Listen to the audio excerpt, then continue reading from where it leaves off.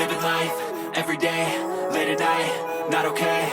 All I want, and I pray, all I need are some better days. Fuck me, I'm looking in the mirror, so foggy, but I've never seen clearer. I don't really think any. Guys, kembali lagi ke channel aku. Hari ini aku mau sharing agak sedikit berbeda dari topik-topik aku sebelumnya.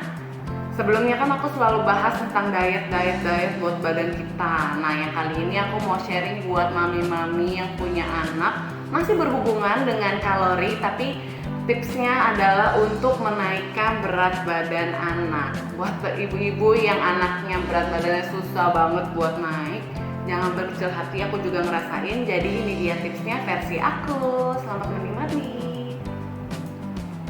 Yang pertama, aku itu selalu usahain anak aku untuk konsumsi daging sapi setiap hari. Kenapa? Karena daging sapi memiliki kalori yang paling tinggi di antara protein hewani lainnya. Kalori daging sapi itu 250 kilokalori per 100 gram.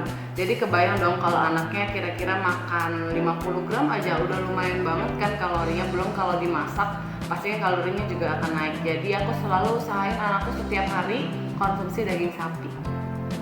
Gimana kalau anaknya masih kecil terus nggak mau makan daging sapi gitu ya, karena kan daging sapi teksturnya juga keras, lebih berserat gitu ya. Nanti aku bakal sharing tipsnya cara memproses daging sapi supaya anak bayi aja bisa makan, karena ini yang aku lakuin setiap hari ke anak aku dan betul-betul berpengaruh ke berat badannya. Yang kedua adalah kuning telur. Kuning telur ini highly recommended banget karena selain harganya murah, gizinya juga bagus banget. Isinya ada protein dan lemak yang bagus banget buat anak dan juga ada D3-nya. Dan ini sudah direkomendasikan oleh dokter spesialis anak. Selain itu, kuning telur juga kalorinya tinggi banget. Dia itu mengandung 322 kilokalori per 100 gram. Jadi kebayang ya, satu butirnya aja itu sekitar 50 sampai 60 kilokalori. Jadi kalau anak kita bisa konsumsi 1 atau 2 setiap hari, itu udah sangat menolong kebutuhan kalori hariannya. Terus kuning telurnya dimasak apa? Kalau anak aku sih direbus aja, dia kadang-kadang mau. Tapi aku punya satu tips masak kuning telur yang pasti dia nggak pernah tolak. Nanti aku bakal share juga resepnya. Yang ketiga, alpukat. Ini adalah satu-satunya buah yang menurut aku sangat membantu menaikkan berat badan anak aku. Gak perlu ditambahin aneh-aneh karena kalorinya sendiri aja udah tinggi. Biasanya anak aku cuma ditambahin madu biar ada rasanya. Jadi cuma dikerok-kerok dari buahnya langsung, terus kita tambahin sedikit madu biar ada rasanya. Alpukat itu memiliki 160 kilokalori per 100 gramnya. Jadi ini satu-satunya buah yang menurut aku kalorinya tinggi banget dan isinya bagus banget karena ada fat gitu ya di dalamnya. Jadi ini bagus banget untuk menaikkan berat badan anak. Yang keempat, menambahkan lemak tambahan di dalam makanan anak, tapi harus lemak natural. Apa sih contohnya lemak natural? Aku itu selalu pakai cuma 2 jenis lemak buat anak aku.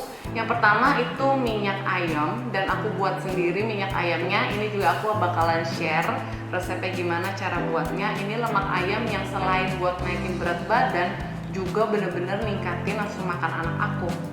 Yang kedua adalah santan, dan santan ini harus kamu peres sendiri dari kelapa gitu ya, karena aku kembali lagi aku selalu bilang bahwa lemak yang baik adalah lemak yang natural dari alam. Jadi nggak ada tuh beli yang saset-sasetan atau yang udah jadi gitu ya. Minyak ayam itu kalorinya sekitar 250 kilokalori per 100 gram.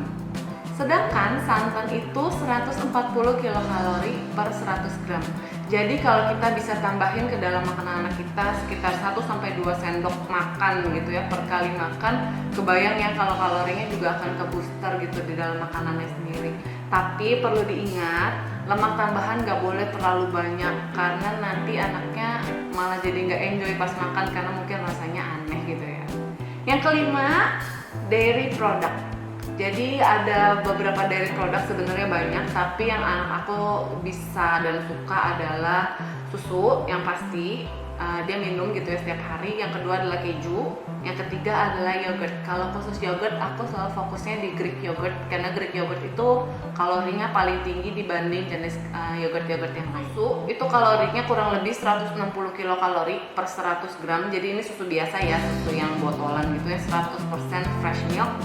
Kalau keju, kembali lagi ini keju natural yang minim proses gitu ya, kayak mozzarella gitu, sekitar 400 kilokalori per 100 gram. Dan untuk Greek yogurt itu kalorinya 110 kilokalori per 100 gram.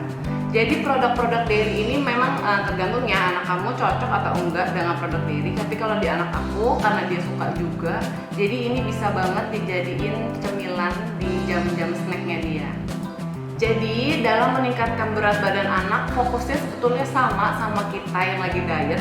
Cuma bedanya kalau kita lagi diet itu kita turunin kalorinya, kalau anak kita dia harus naikin kalorinya.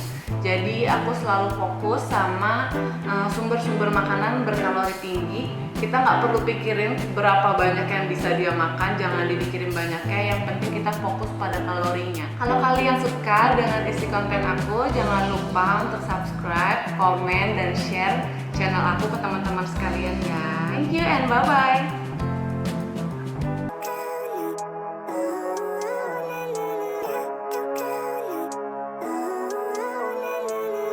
Living life, every day, late at night, not okay.